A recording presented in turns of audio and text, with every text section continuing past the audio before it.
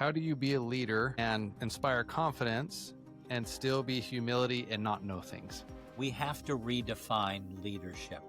A leader unlocks the genius in all of their people and their organization.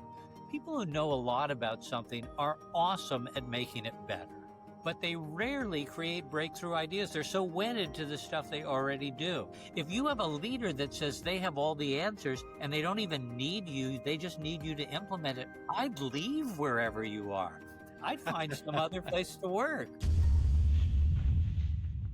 Hey everyone, welcome to another episode of the Everyday Leader podcast. I'm super excited to bring to you today Alan Gregerman. He's a world-renowned expert in business strategy, innovation, and unlocking potential, and he's been called one of the most original thinkers in business today. He's the head of VentureWorks, a best-selling author and speaker, and he helps companies tap into their team's genius. He's also known for chatting about innovation, entrepreneurship, and career success. His new book, The Wisdom of Ignorance, is out October 14th. Get ready for a fun interview. Welcome to the Everyday Leader podcast. Leadership is a choice. Join me, Matt, and my co-hosts Drew and Tate each episode as we break down how to lead powerfully in your family, team, and organization. Welcome back to today's episode of the Everyday Leader podcast. I'm really excited to have Alan Gregerman here with me today. He's got a long list of accolades you already heard in our intro this morning. What I'm most excited about talking about is his new book, The Wisdom of Ignorance. That comes out on October 14th. And it's pretty relevant given his personal journey. He had a rare stroke in 2021. He defied the odds to recover his ability to see and speak. And he's a powerful testament to living in an uncertain world. So we'll be discussing innovation, career success, and why not knowing stuff can be a superpower. Alan, welcome. Oh, thanks. I'm delighted to be here. Yeah. So in a second, I'll ask you to talk a little bit about your story and your background. Before we dive into that, though, one of the first things we like to ask is, with our podcast being named The Everyday Leader, we found that word leadership has kind of become diluted in a way. Everyone throws that term out there. And we believe it's important to define what that means for people. And so would love to just hear, Alan, to you, what does leadership or being a leader mean to you? Okay, great. Well, for me, it's fairly simple. Now, I think you mentioned I work in the field of innovation, but for me, a leader is the person who unlocks the genius in an organization. So they're the person who, whether they're at the top or whether they're horizontal or wherever they are, they get everyone to really reach their full potential. And in my kind of work, that full potential means getting everybody to really be an engine of innovation, really to be someone who can each day look at, am I creating great value in the thing I do in our organization as it relates to ultimately keeping a customer happy? Awesome. I love that. And I'm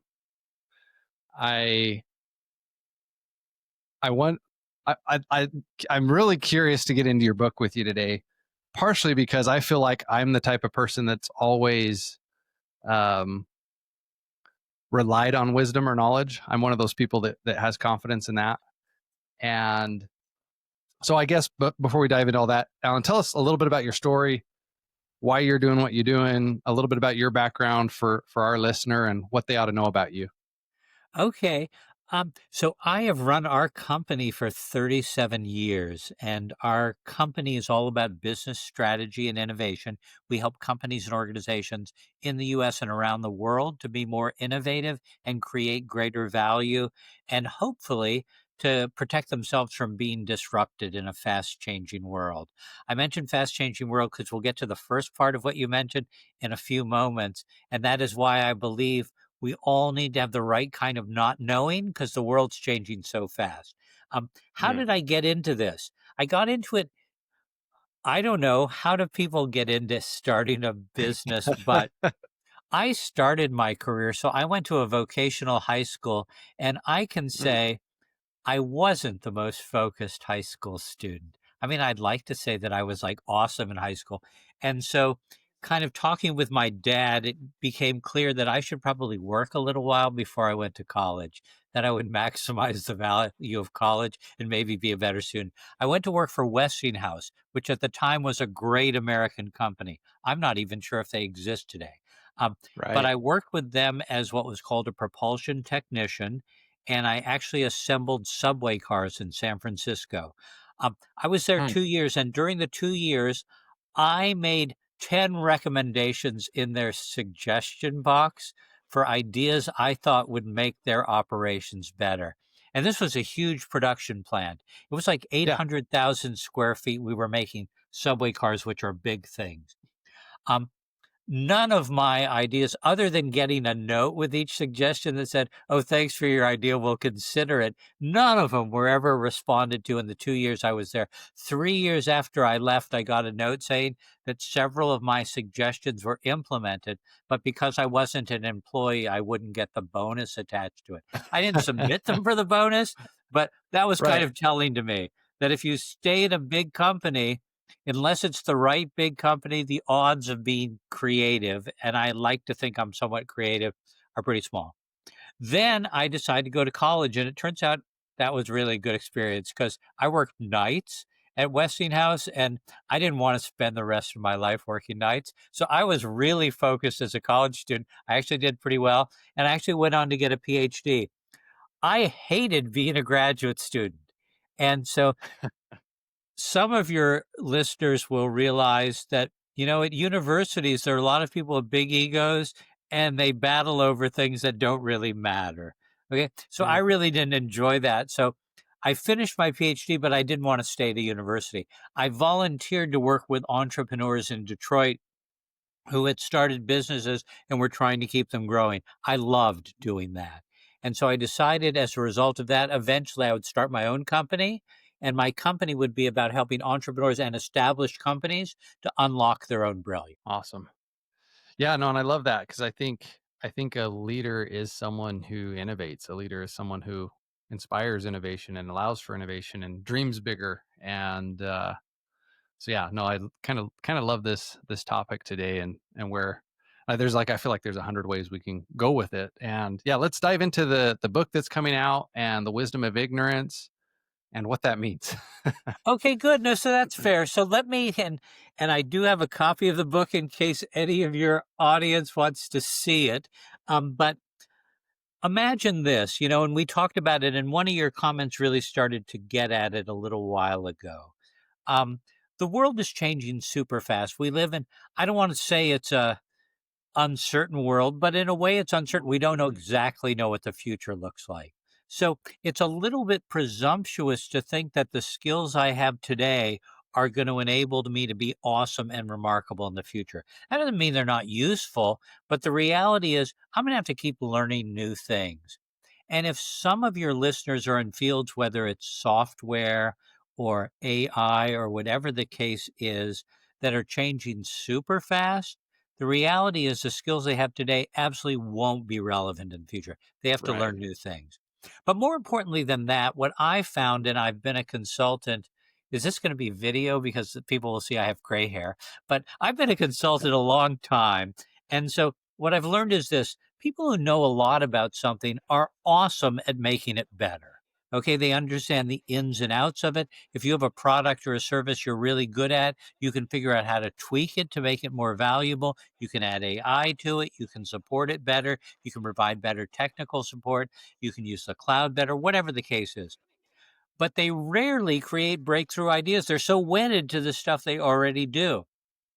People who don't know a lot tend to create remarkable breakthroughs. It's because they approach each new opportunity or each problem with open eyes. They say, "What's possible?" If I know a lot, I say, "What's possible as an extension of what I already know?" And so, what the book is about is really challenging people to say, I may know a lot of good stuff, but I need to know new stuff and I need to open my eyes. And so, the book provides a formula that I call Enlightened Ignorance, which is 6 things we can all do better in the future to make ourselves relevant, kind of future proof, to make us valuable to every company or organization we work in.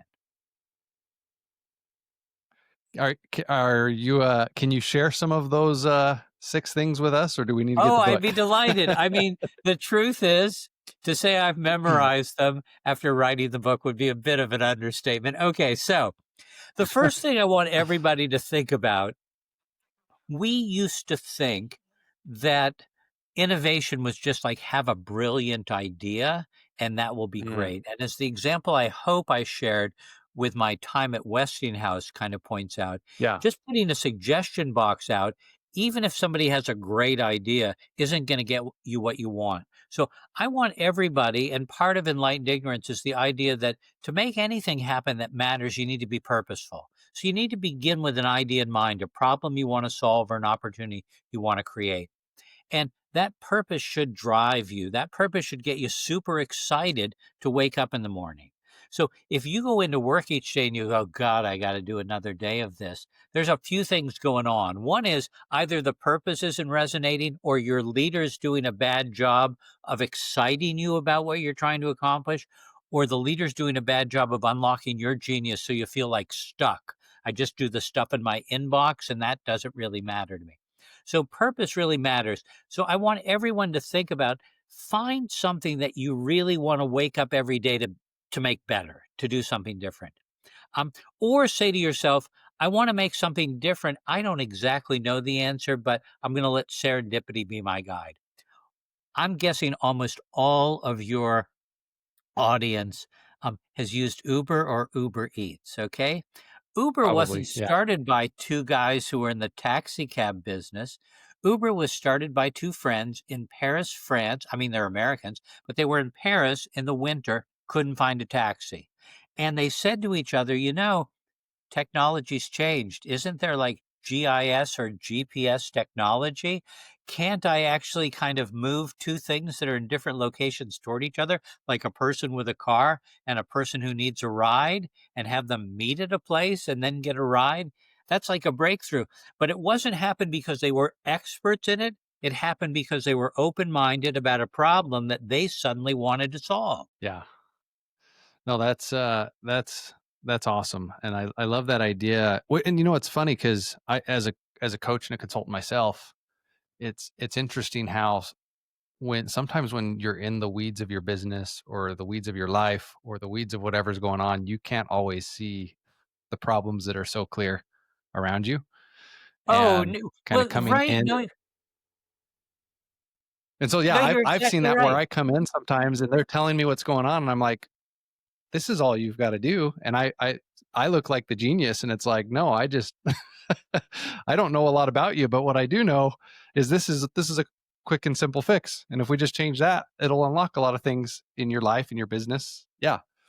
Well, but think about it. So I want people to think about, so you've hit on an important point. We all have a toolkit, okay? If we've gone to school or had some jobs or whatever we've done or we've picked a career, we have a toolkit. Sometimes those tools are really helpful. We kind of see things. So you probably say when you meet somebody, I think I've seen this movie before. Like I've Mm, probably seen the Star Wars movies, I don't know, 10, 12, 14 times, whatever. But you say, I think I've seen this movie before. Have you tried this? So sometimes those work. But what I'm thinking about is as we move toward the future, we need to think mhm, differently. So purpose starts us sure. off. And then I think what we need to do is say, if this is my purpose, I need to be curious. And so I like to think it's like a giant world filled with ideas. But think about most people who are going to be listening. They try to come up with an idea and they say, what's the best practice in our industry? Now, what if your industry is like not really good at what you're trying to do? Then you're trying to be the best of the worst. Okay. And so that's kind of a low bar. So I say cast a wide net. Curiosity is about Mm, casting a wide net. Enlightened ignorance is I don't know, but I'm going to cast a wide net to figure out where I can get insights to solve my problem. So I'd suggest to people, and this is always interesting when I go into a new company. I say, let's get out of the office. Let's wander around and look for brilliant ideas. And they go, like, why would we do that? Can't we just meet in a meeting room and brainstorm? And I say, we can, we won't get a good result, but we can do that. And so I take people out of the office and we explore the world around them. And I give them little notebooks and I say, all I want you to do is write down everything you see that's remarkable, whether it has to do with your business or not. We'll come back to that later. So curiosity gets us to open our eyes and say there's lots of brilliant ideas. And some of them can be ideas that we apply to make our business more remarkable. Give you a few examples. Um, the folks at Chipotle who are super popular, especially among teenage and 20 something young men, our son, they didn't invent cooking or eating. They didn't invent kind of Mexican food. What they invented was a way to take kind of relatively healthy food, unless you put a lot of cheese and sour cream on it, um, make it into a relatively healthy burrito or a bowl, and make it a more fresh fast food experience. Okay. Did they invent any of that? No, the folks at Subway, I don't know how good their stuff is, but remember, you could have your sandwich your way. You walk down a line. They've been doing that for a while. Folks have been Yeah. eating fresh food for as long as there have been humans who have grown fresh food. So it's not like the folks at Chipotle invent, but they were curious about it. Okay, the folks at Southwest Airline, until recently America's favorite airline, that was started by two guys who'd never been in an airline but thought airlines were inefficient and too expensive.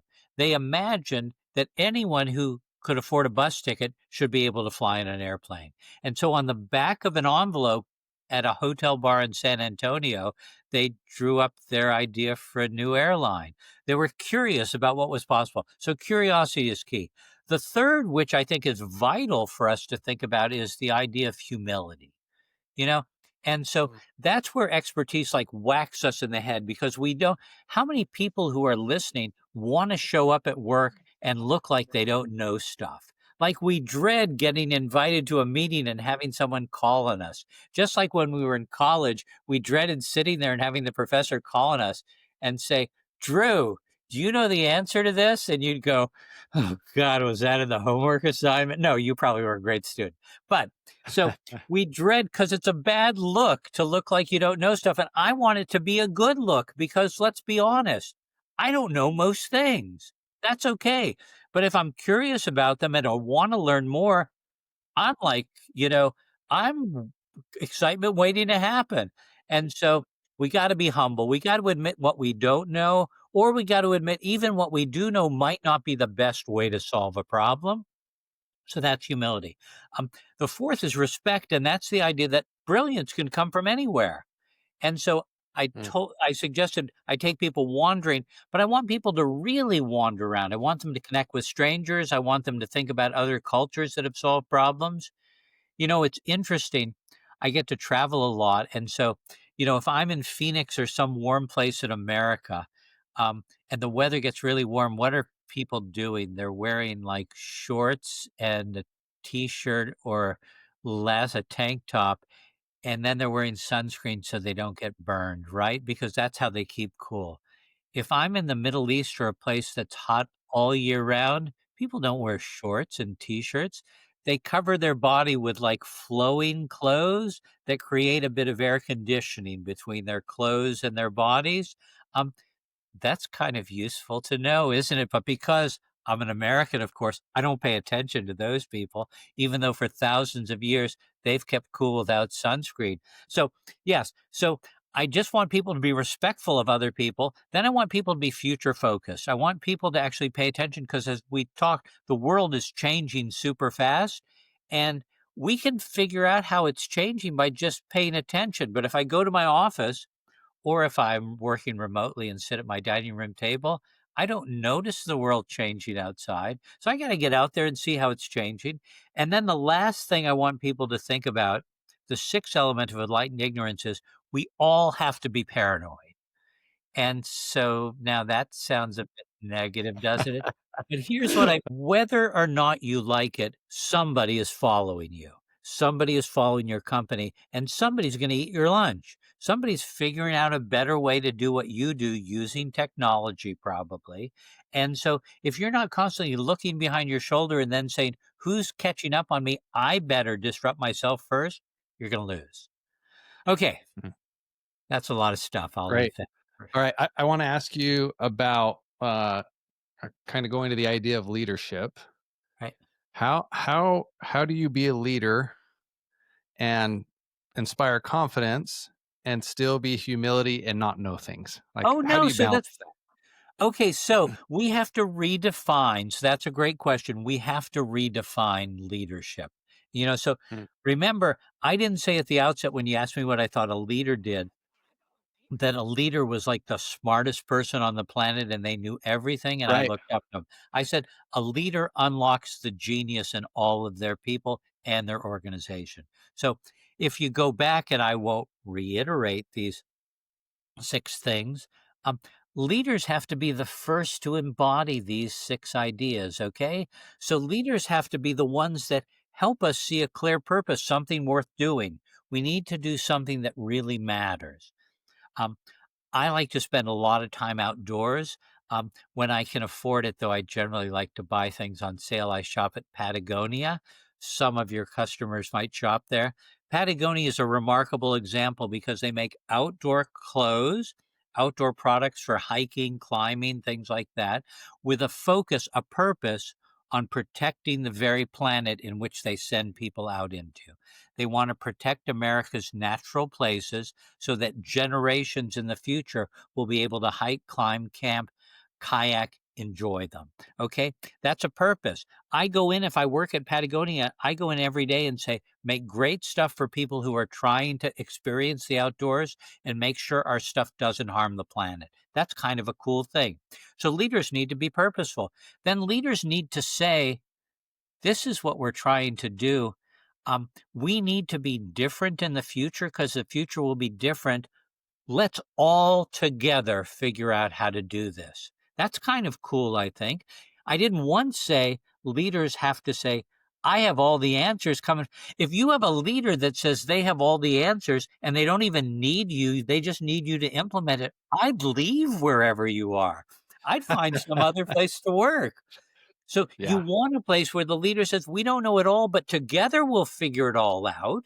And together Yeah. we'll go on a journey to be an even more remarkable company or organization. That's what we need from leaders.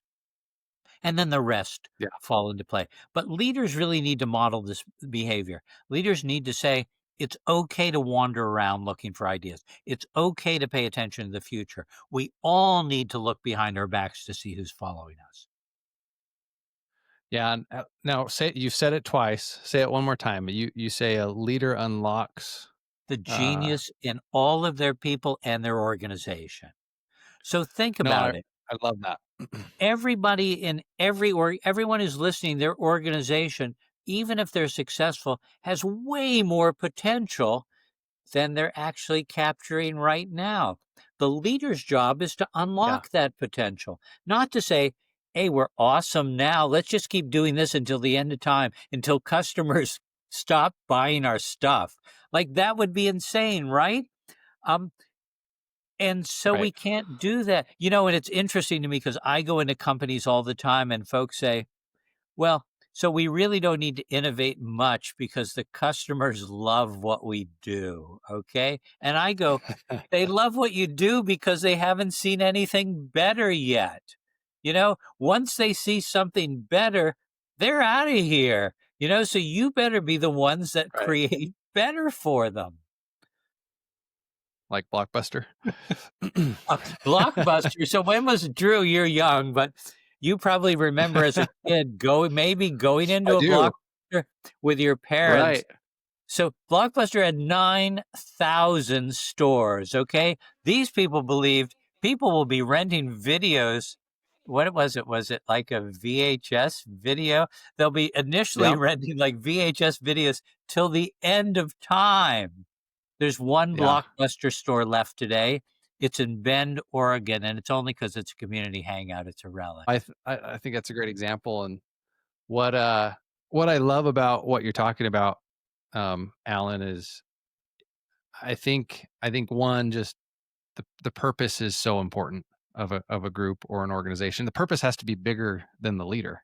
Oh, Uh, exactly. and the leader's got to be committed to that purpose being Oh, yeah, larger and get other than people they are. excited about it. If I go into work Yeah. and the leader goes, "Oh, we're just making widgets today," or we're Yeah. just doing accounting services. Like, why do I want to keep coming in there every day?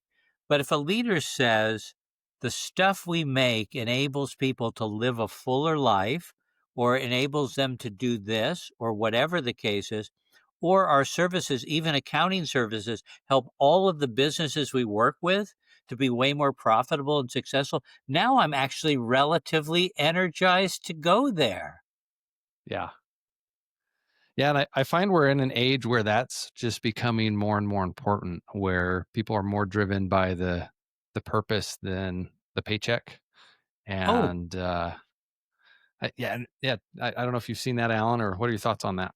oh, yeah, yeah, no. So, look, of course, I want to be paid, and I should have a pretty good idea what I'm worth based on the skills I have. But now I'm going to add this extra skill, and this extra skill or superpower is I'm enlightened and ignorant, okay? I'm like an engine of possibilities for my organization, so I deserve reasonable pay. But the truth of the matter is, I would rather work for an organization that I believed in and that did something I thought was important and purposeful than to make a lot of money and work for a place that didn't really matter. Yeah. No, that's so good. I have a long sales background, Alan, and I found with salespeople especially, it's common for them to get burnt out, especially if they're selling a product or service that's not completely aligned with them or what they care about, and leads to a lot of turnover, leads to lots of problems. Um, and so, yeah, I just see alignment becoming more and more important inside of organizations. And yeah, have leaders creating a space where we bring in people that are aligned and we help people find something that is more aligned if it's not here. And yeah, so I love that. And and it's not a big ask of leaders, and if somebody's not capable of doing it, quite honestly, they shouldn't be a leader. So to give you an example, Right. next week I go to give the keynote kickoff for the 35th anniversary of a company that I helped the founder to start. They're very successful now. They're in the building products industry. If they simply said, or the leader simply said, we sell building products, go out there and sell as many as you can, that would be, as you said, salespeople would burn out pretty quickly. But this leader has said, we sell products that make buildings safer. Their specialty is fire stopping, that allow folks to design buildings in which fires won't spread, hospitals, Mm, schools, all kinds of things. That's reasonably inspiring. I go to work or I go to sell knowing I'm protecting human lives. That's kind of awesome. It's way better than selling building products. And so yeah. I think a leader has a vital role to play is they need to understand the world in which their business operates and understand why their business matters. And then they got to get everybody excited about why it matters. And salespeople, let's be honest, they're going to change jobs a few times. I mean, let's be Yeah. serious, even if it's inspiring. But you know what a leader can do is they can create a context in which we all believe in what we do. Yeah. Totally. Well, one thing we like to discuss, and I'd love to hear your thoughts on this, Alan. We talk a lot about how leadership sometimes in organizations is a title, and we believe leadership's actually a choice. Like it doesn't you can be a leader without having the title of a manager or an official leadership role. Um, how can someone be more of a leader or be innovative when they are kind of in that situation you said at the beginning? Maybe that means sometimes going and finding a different organization, but what would your advice be to someone who's they want to be a leader and they're not in that role right now? Not they Okay. don't have the title of leader. Yeah, so I think you're getting at a couple things which are really important. One is how organizations decide who should be leaders. Often they decide because you're the most senior technical person, will put the leadership hat on you, pray for the Mhm. best. Um, but Or you know, it's the best-selling salesperson who sells the right. most, Yeah, right? and they're good at And then selling, but are they good at getting a team to be right, remarkable? I'm not sure of that. right. So sometimes people gravitate, and your company might have a path for you to become a leader. But I say we don't have to, as you said, have the title. Here's what we ought to do. We ought to say to ourselves, in addition to my job or in making my job better, I'm going to think of a better way to do what we do, what our department does, the products we've created, the supply chain we've developed, whatever you're responsible for. I'm going to figure out a better way. And as somebody who can take the lead, I'm going to talk to my colleagues and I'm going to get them excited about this better way. And together, we're going to figure out a better way to do what we do. We're going to make that happen. I'm going to pull everything together, but I'm going to rely on the genius of everybody to help us figure out the solution. So I can lead and make something way more remarkable. And actually, doing that should be how my company decides whether I can rise up the ranks and be a leader. If I can bring people together without the title and we can do something awesome, imagine if you gave me the title and said, good, go and try that in a bunch of our groups. How awesome you'd be. So, being a leader takes some extra initiative. I can't say it's a 9 to 5 Mhm. job. I want to be a leader, but I Yeah. can say that it's about being open to being awesome. Now, my personality is such like I don't want to work on something if it's just more of the same, you know? And so being in the innovation field for 37 years, things are always changing. That kind of is my sweet spot. But the reality is, I think the smartest people listening to your podcast want to make stuff happen, right? And so go into work each day and say to yourself, is there a way we can be more awesome at what we do? And if there is, I want to make that happen. I want to get other people excited about it. And if I demonstrate that, I'm a leader already, and then I deserve for my company to pay attention to me as somebody who can make more stuff happen. Yeah. No, it's so good. And as I'm sitting here thinking, I mentioned that it's I feel like it's been my gift and also my curse that I've like knowledge has always been really important to me. And often I've seen it hold me back because I wait to act till I feel like I know. And I've come to see that it's like leaders, what they often do is they often just act and move when they don't know how to figure it out. And they that like that creates more momentum and that creates more learning and that creates more wisdom, uh, even when they're moving, in ignorance, so to speak. Well, but if they're moving in enlightened ignorance, so think about this.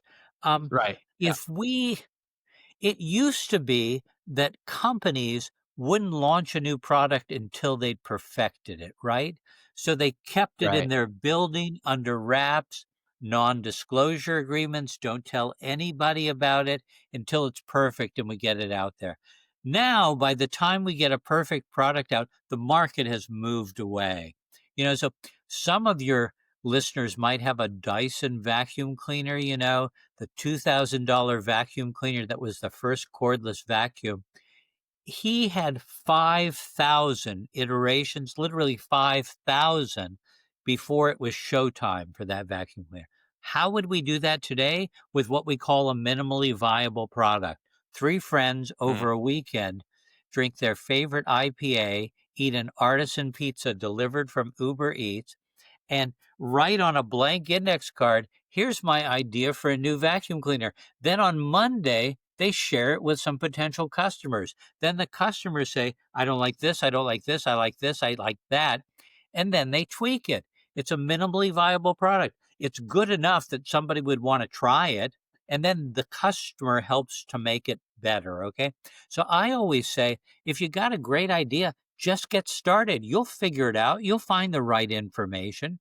But most of us say, I don't know enough. I can't do this. And that's keeping us from creating breakthroughs. I mean, start Yeah. and figure it out. Yeah.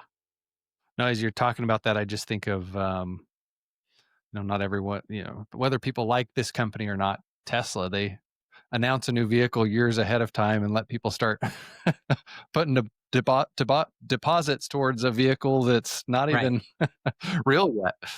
Um, Oh, no. So, and then yeah, and they I don't with pass it. any judgment. Um, I can clearly say they created a whole new category that everybody's trying to catch up on. Everybody, Right. is behind their back now for whatever reasons, but they said you can have an electric vehicle that's awesome and has enough range so you're not stressed about it and is going to look super cool and doesn't require a lot of maintenance. We're going to make those for you. So that was visionary. Okay. I'm imagining when Henry Ford said, as opposed to giving you a faster horse, I'm going to give you something with horsepower that actually takes care of it. You don't need the horse. People initially said, whoa, that's like a weird idea. And yet that launched the automobile industry itself. But so I think a lot of these folks suddenly say, I figured out something better. I'm going to figure out the details of it. I don't need to know all the details. If it's a great idea, we'll figure it out. So in a day where um, between AI, the access to information, all of that's becoming more accessible than ever. I feel like not knowing something isn't a great excuse anymore when you can almost in seconds get chat GPT or some AI tool to give you answers to something. What what are the skill sets you see becoming more valuable as things continue to change going into the future? Oh, And you kind of sure. talked about that for innovation. What are the things that I don't know if future proof's the right word, but what are the areas as a leader I can be focused on individually or in my organization to as things continue to change, be able to take advantage of. Well, yeah, no, so that's great. And I think to your point, in our hands, this is my iPhone 16 or whatever it's called. I don't remember because it changes with a few little tweaks every year. But Right. in our hands today, we have more computer power, and then you add AI, than university computer centers, those ginormous buildings had like 20 or 25 years ago. So you're right. We have access to information. But now that gets to what humans can do. Humans need to ask the right questions, okay? Chat GPT or Google search or whatever search only answers the questions you ask. And so, what do I need to do to be human? I need to do these 6 things. I need to be purposeful.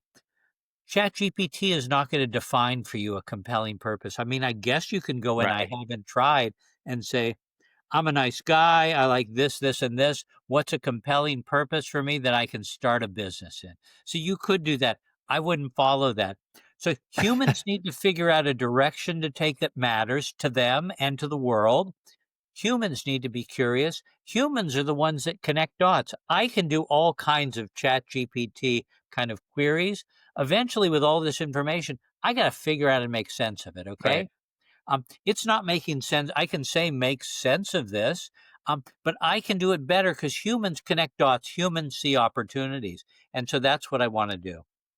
Um, Humans can say, I don't know. Um, if you say to ChatGPT, solve this, ChatGPT is going to not say, that's a really tough question. I don't think I know the answer. It's going to throw you whatever is the best answer, even if that's not a great answer. You know, um, my wife, who I adore, relies on GPS. We're going to go someplace that she knows how to get to because we go there all the time and she puts it on anyway. And I say, I have a better way to get there. And she goes, oh, come on. And she puts it on and I say, no, don't turn there. That's the wrong way to go. And lo and behold, because I have a lot of knowledge about a place, I've thought about it and I've connected some of these dots before. I have a better way of getting us there. So I think of ChatGPT as kind of the GPS of a lot of knowledge. We can ask it, it can give us some ideas, but ultimately we got to decide how we put things together in a way that's compelling for the customers we serve and for our teams inside our organizations. Yeah. I like the word I keep hearing you say too, Alan, is curious. And I think that's just so important. Like as a leader, am I willing to be curious? Am I willing to admit I don't know everything? Am I willing to think, hey, are there others around me that could solve this problem? And then how do we connect those dots together? Love it. Yeah, yeah, It's yeah. great. And so think of it as a bit of a combo platter. I don't know if people are in a Chinese restaurant or some other restaurant where you can get 3 of your favorite things. Think of it as this: I have to have a purpose. I have to have something that motivates me. I got to be humble. Let's be honest. I got to admit, and I've got to come clean. The reality is, I don't know how many leaders want to make it seem like they know everything. And most of the smart people in their organization know that this emperor, doesn't have a lot of clothes on, or the wizard behind the giant curtain that Dorothy finally meets is some basic guy who's just playing the part. But admit I don't know everything, but then that's a reason to know new things and to figure Mhm. out the right stuff and then be curious. The good thing about curiosity is everybody listening to this was born curious. As kids, we were all curious, but somewhere between childhood and working in a company, they kind of sucked it out of us. Okay. So we need to get it back because it's one of our superpowers. Well, maybe that's a lesson to the parents that are listening. Don't don't pound the curiosity, or don't silence. I don't know what the right word is. Don't stop the curiosity in your kids. Well, I think, Let yeah, them. back to school night, they should say, "You're cramming a lot of stuff in my kids' heads. Could you get them to at least be curious too? Take them out to a pond, have them look at stuff, have them take things apart, have them wonder why things are this way." So, and for all the listeners, I'd say take a little notebook. It can be on your phone or it can be, I like a little written notebook. I put it in my pocket. Wander around, and every time you see something that's remarkable, like there's a cool new business or Mhm. they're doing a cool thing, or look, the Waymo car just drove by me, you know, then make a note, like, what's cool about that, and Yeah, then say to yourself, do any of these cool ideas apply to my business or our business? Suddenly you get yourself in a curious mindset in which lots of things become possible, because what have you done? You've allowed more ideas and possibilities to come into your mind, and more ideas and possibilities um, to help you to think differently about what you do. Some of your listeners probably buy furniture at IKEA, this giant Swedish store. What did hmm the folks at IKEA do? They imagined, IKEA's Swedish, it's Scandinavian. Scandinavian's known for modern design. Most Scandinavian furniture stores very expensive. IKEA says we can actually produce really nicely designed, I don't know how durable it is, Scandinavian furniture that's really cheap. The only thing is you got to put it together yourself. right. Now, people are willing to do that because then they invite friends over and friends go, "Whoa, you got some nice new furniture here, looking a little bit Nordic." And so I think just be open minded about what's possible. Any problem can be solved in an awesome way if you just stretch your thinking. Love that. Any problem can be solved in an awesome way if you just stretch your thinking. Well, Alan, couple things as we start wrapping up here. Where one, where's the best place to find you? We'll have obviously this in the show notes, but if someone wants to connect with you, buy your book that's coming out, where should they go? Yeah, so there are a few great places, I think, so they can connect with me, of course, on LinkedIn. They can connect with me by going to my website, which is alangregerman.com, AlanGregerman.com. They can buy the book. I like to say wherever thoughtful books are sold. Um, Amazon is like the 800-pound gorilla in terms of where people buy books. It'll be released on the 14th on Amazon.com. Um, but they can buy it wherever they like to buy books. If they prefer a local bookstore wherever they are, just ask them to get a copy. The book will be available as a hardcover, as an ebook for those of you who like ebooks. And if you buy it as an ebook on October 14th, the launch date, I'm going to run a special of 99 cents. So please mark that on your calendar, because it'll be available for 99 cents. Then if you love it, buy a hard copy. It's also, I know some people, I don't know, Drew, if you do, but I know a lot of our kind of customers and colleagues and team members, they like audiobooks. Mhm. And so I've actually read the audiobook for this book. And Cool. Awesome. so if you've enjoyed this podcast and want to hear 6.5 hours of me, hey, buy the audiobook, but it's available in all those places. Yeah. So I'd love Or for put it people on double speed and it'll only be 3.5, right? to, oh God, I hope that people will slowly, no, at the regular speed. All right. I don't want to sound like a Awesome. mouse or whatever you sound like when you're sped up. I don't know.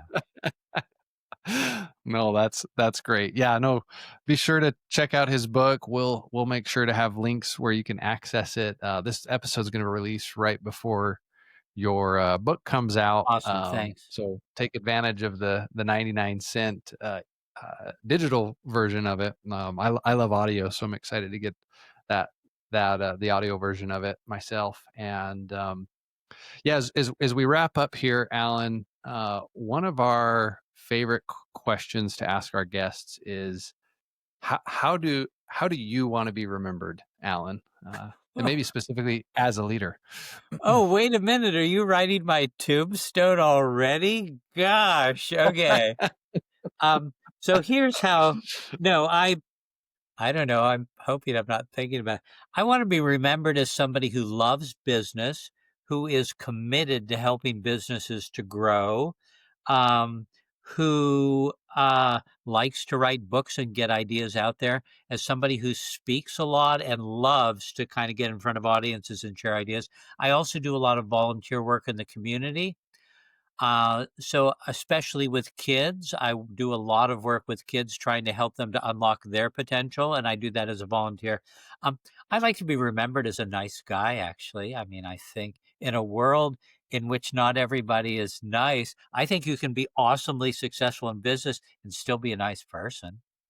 Yeah. Yeah. So I don't know, how much is it going to cost to carve that in my tombstone? No, we love asking that just to hear what's important to people, Oh, and I what's like important. bright colors. I'd like to be remembered as the guy who wears a lot of bright colors. No, it makes you stand out too. That's awesome. Well, Well, I have a Alan, this story was behind all the bright colors too, but I'll save that for when I talk to some of your audience. Yeah. great. Well, Alan, it's been so good having you on today. So many good nuggets for our listener. I think if you listen to this podcast a second or third time, there'll be a lot you can pick up from this. Make sure to check out Alan's book, The Wisdom of Ignorance. It's launching on October what day again? October 14th. October 14th. And yeah, thanks so much, Alan, for coming on today, and your energies and your excitement's a lot of fun, and so many good things I think that relate to leadership and being a leader in every area of your life every day. So to our listener, today's the day. Thanks for joining us on the Everyday Leader podcast. If you're ready to take your leadership journey even further, subscribe to our weekly newsletter for more insights and practical tips. And don't forget to connect with us on Instagram to stay a part of our growing community. Just follow the links in the show notes. If this episode impacted you, please help us spread the word and share the link with a friend from wherever you're listening.